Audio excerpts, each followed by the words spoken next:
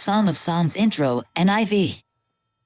Traditional wedding celebrations in the Middle East cast the bride and groom in the roles of a king and his queen.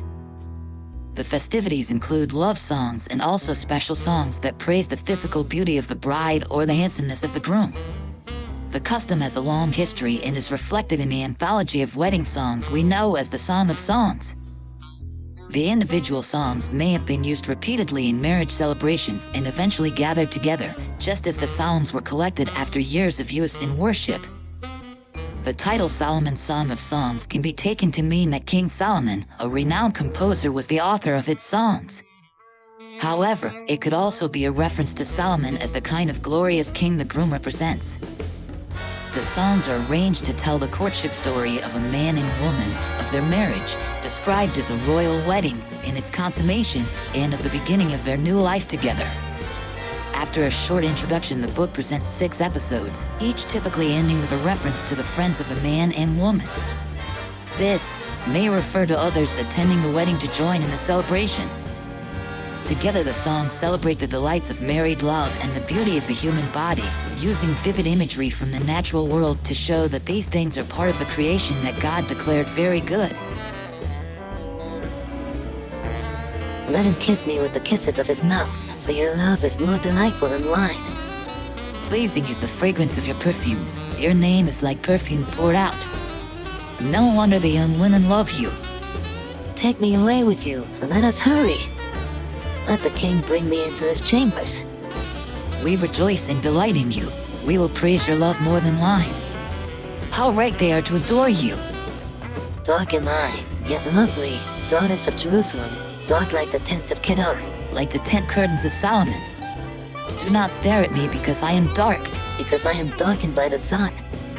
My mother's sons were angry with me and made me take care of the vineyards. My own vineyard I had to neglect. Tell me, you whom I love, will you praise your flock and will you rest your sheep at midday? Why should I be like a veiled woman beside the flocks of your friends? If you do not know, most beautiful of women, follow the tracks of the sheep and graze your young goats by the tents of the shepherds. I liken you, my darling, to a mare among Pharaoh's chariot horses. Your cheeks are beautiful with earrings, your neck with strings of jewels. We will make you earrings of gold, studded with silver.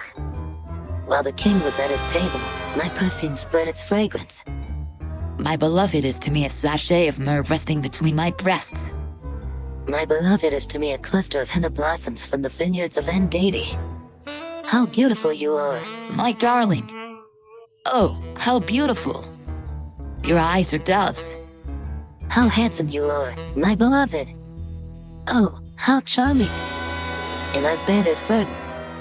The beams of our house are cedars, our rafters are firs. I am a rose of Sharon, a lily of the valleys. Like a lily among thorns is my darling among the young women.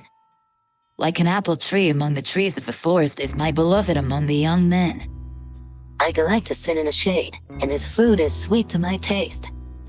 Let him lead me to the banquet hall, and let his banner over me be love. Strengthen me with raisins, refresh me with apples, for I am faint with love. His left arm is under my head, and his right arm embraces me. Daughters of Jerusalem, I charge you by the gazelles and by the doves of the field, do not arouse or awaken love until it so desires. Listen, my beloved. Look. Here he comes, leaping across the mountains, bounding over the hills. My beloved is like a gazelle or a young stag.